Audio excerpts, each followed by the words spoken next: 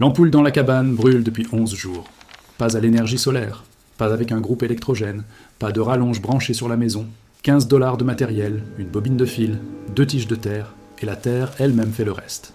Vous sortez là à minuit et c'est allumé, comme un battement de cœur et juste là, sans drame, sans bruit, constant et indifférent à votre compréhension.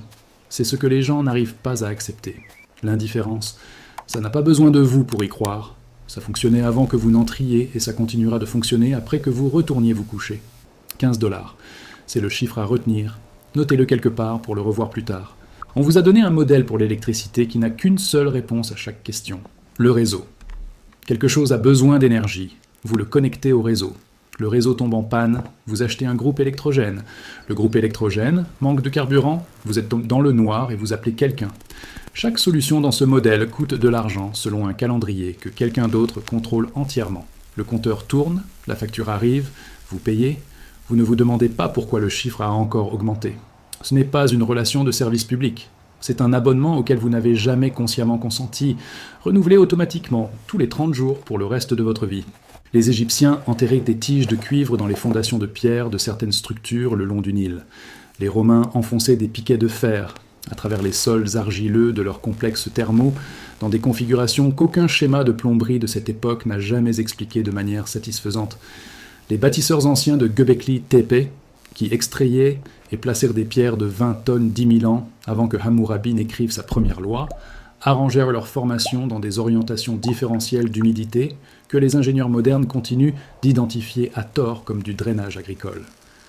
Ernst Werner von Siemens a démontré en 1866 qu'un conducteur interagissant avec un champ électromagnétique différentiel pouvait maintenir un courant utilisable sans source de combustion, que la Terre elle-même pouvait fonctionner comme un pôle d'un circuit vivant si l'on savait l'aborder correctement. Il a tout publié. Les revues l'ont reçu. Puis le calcul de l'industrie a changé, et cette branche particulière de l'arbre a cessé d'être arrosée. Après la Première Guerre mondiale, l'infrastructure des usines construites pour synthétiser des nitrates pour les obus d'artillerie a été confrontée à une crise d'irrélevance abrupte. La guerre était finie, les obus n'étaient pas nécessaires, les usines étaient énormes, coûteuses et inactives. Les hommes qui les possédaient n'étaient pas inactifs. Ils ont trouvé de l'engrais, ils ont trouvé une infrastructure de réseau synthétique. Ils ont découvert que vendre à un agriculteur un sac d'azote chaque saison de semis, ou facturer à un foyer un courant chaque mois, était un modèle de revenu sans plafond et sans date de fin. Un agriculteur qui comprenait la collecte de courants différentiels mis à la terre n'avait pas besoin d'un raccordement au réseau pour ses applications à faible consommation. Il avait besoin d'une tige, d'un fil et d'un après-midi dans le bon sol. Ce n'était jamais une technologie qui a été testée et qui a échoué. C'était un flux de revenus auquel on a discrètement renoncé au profit de quelque chose avec un compteur. Vous avez vu ça toute votre vie et vous n'avez jamais fait le lien.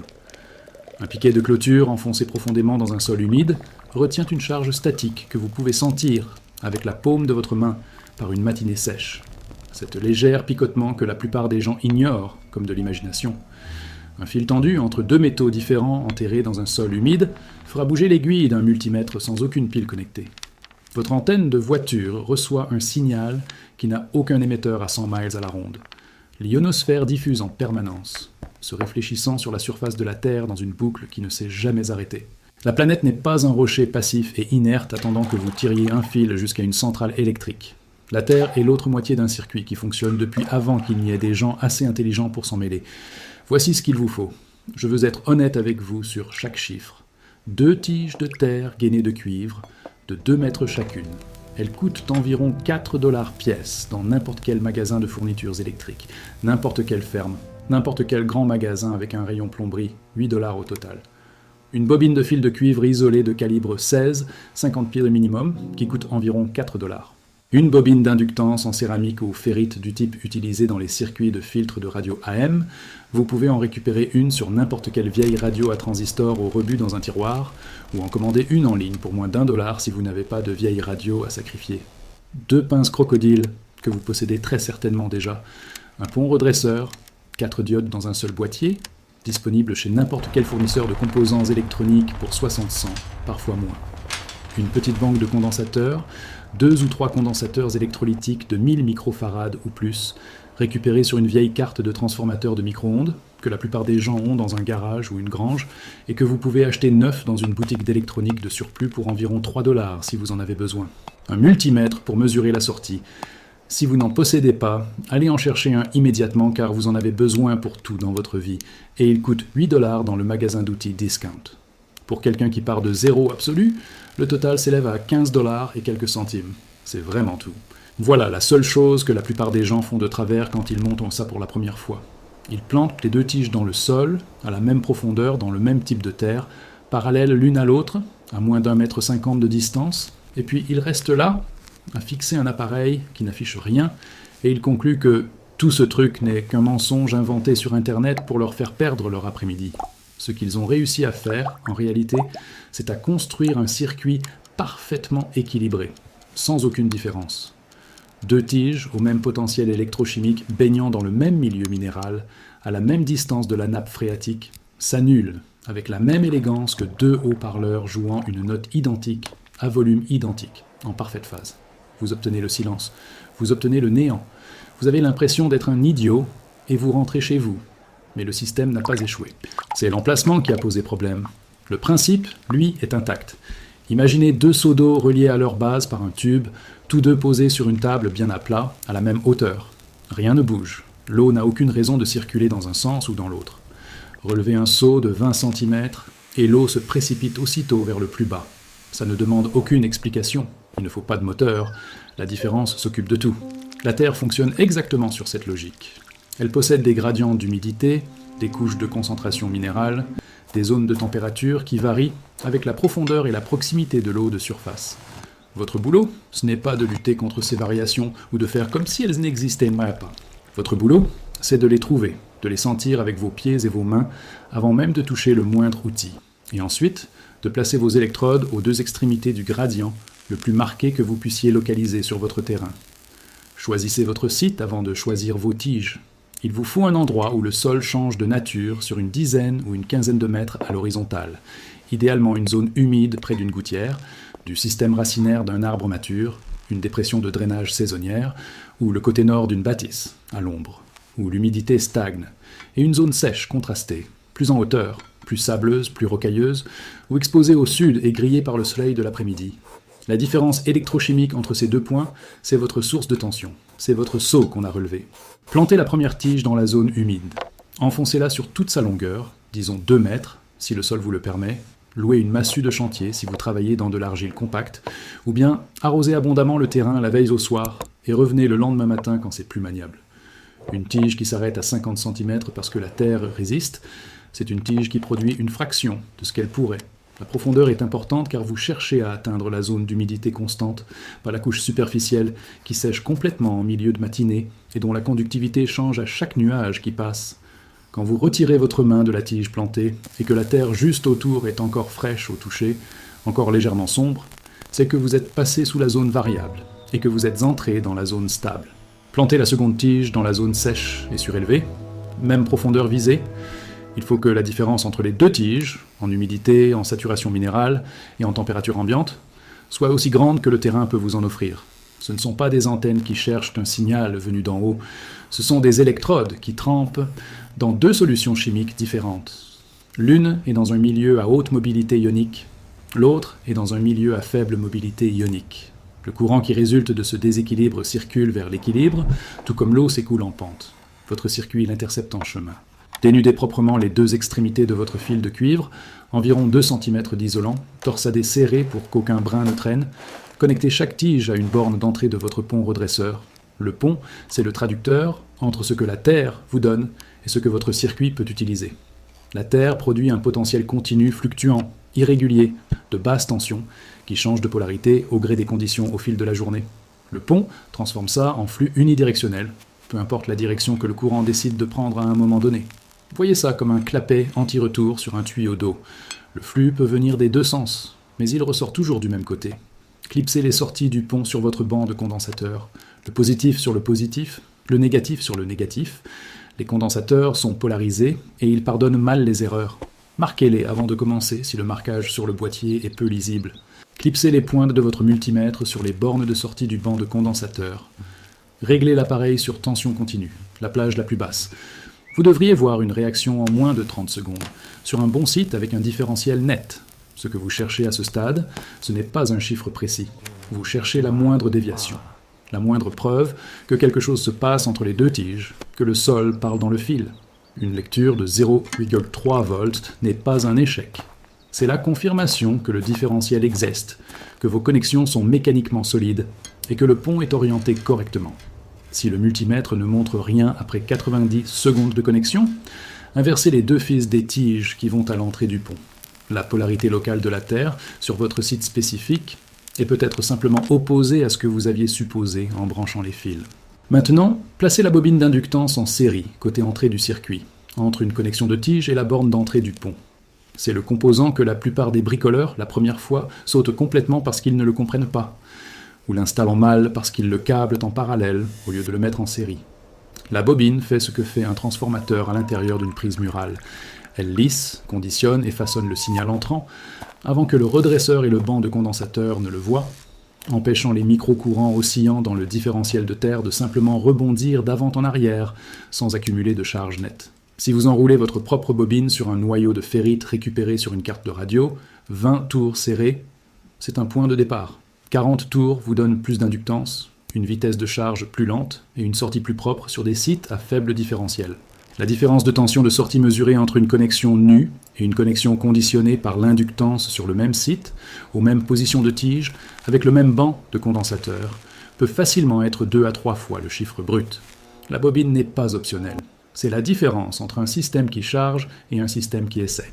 Une fois que votre banc de condensateur a atteint une charge stable, c'est-à-dire que la lecture de tension sur votre multimètre a arrêté de monter et est stable à son point d'équilibre, ni en hausse, ni en baisse, juste maintenu, vous êtes prêt à y mettre une charge. Commencez par une seule LED blanche. Une LED consomme environ 20 mA sous 2,5 à 3 volts. C'est la charge test la plus petite et la plus tolérante que vous puissiez choisir. Si votre site produit un différentiel adéquat, cette LED brillera, pas comme une lampe de poche, pas aveuglante. Une lueur douce, propre et continue, sans scintillement, sans batterie, sans panneau, sans connexion à quoi que ce soit sur cette terre, à part les 2 tiges que vous avez plantées dans le sol il y a 1 heure. Posez une tasse d'eau sur le sol à côté de l'installation, au niveau du bord, sans déranger la terre autour. Éloignez-vous. Revenez 20 minutes plus tard. Si la LED brille toujours avec la même régularité tranquille et que la surface de l'eau dans la tasse n'a pas bougé, votre système est en équilibre stable. Il fonctionne uniquement sur le différentiel terrestre constant, sans aucune influence de vibration extérieure. C'est votre test intelligent. La tasse d'eau. Pas un autre instrument. Pas un enregistreur de données. Juste une tasse d'eau calme et une LED à qui peu importe si vous comprenez ce qui se passe. À partir d'une LED, l'échelle évolue naturellement. Une LED devient une bande de 4 LED consommant 80 mA, éclairant un espace de travail au niveau d'un banc sans ombre.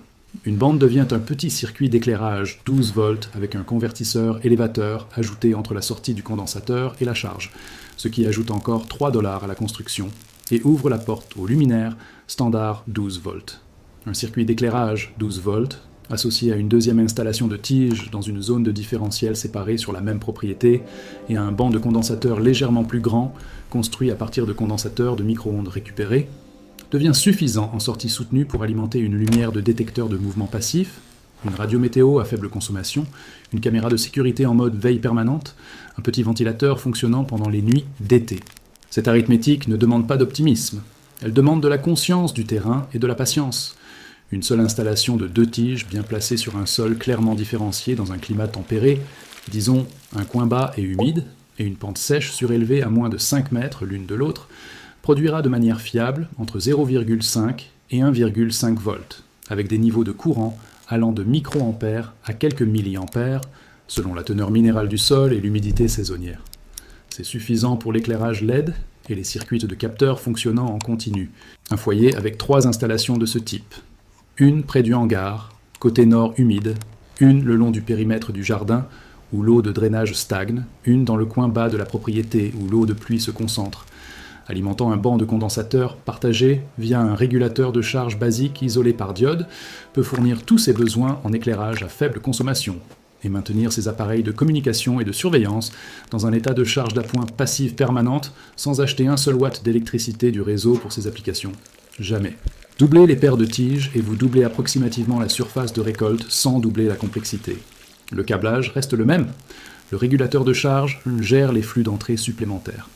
10 installations réparties judicieusement sur les gradients d'humidité naturels d'une petite propriété, suivant les contours du terrain, plaçant les tiges là où la géographie de la nappe phréatique crée déjà un différentiel, ne combattant pas le terrain mais le lisant, alimenteront collectivement la carte de contrôle d'un réfrigérateur en mode veille pendant la nuit, maintiendront l'éclairage périmétrique allumé du crépuscule à l'aube 7 nuits par semaine sans apport solaire, élimineront la consommation parasite de base qui représente environ 60% de la consommation minimale mesurée d'un foyer typique.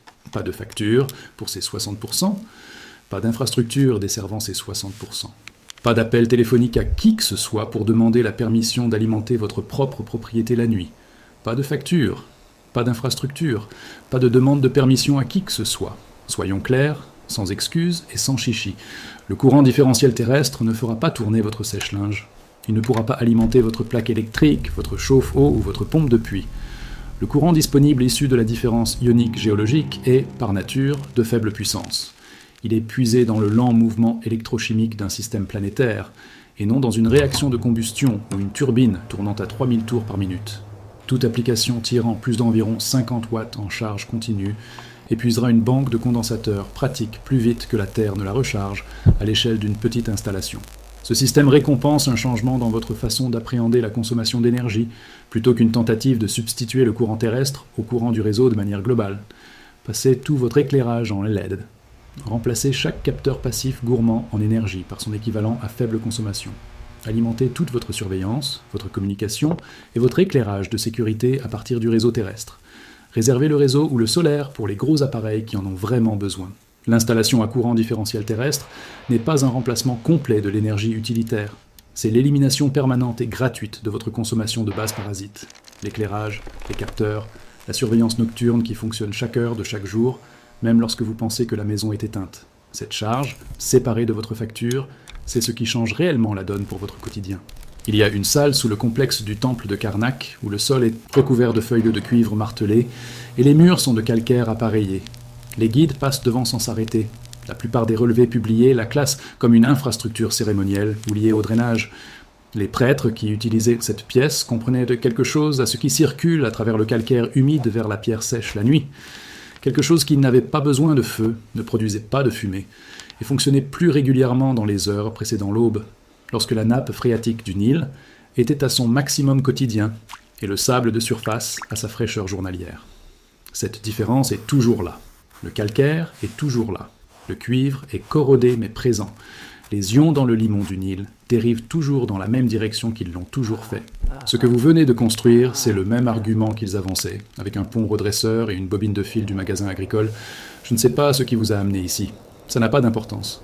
Ça marche dans les deux cas.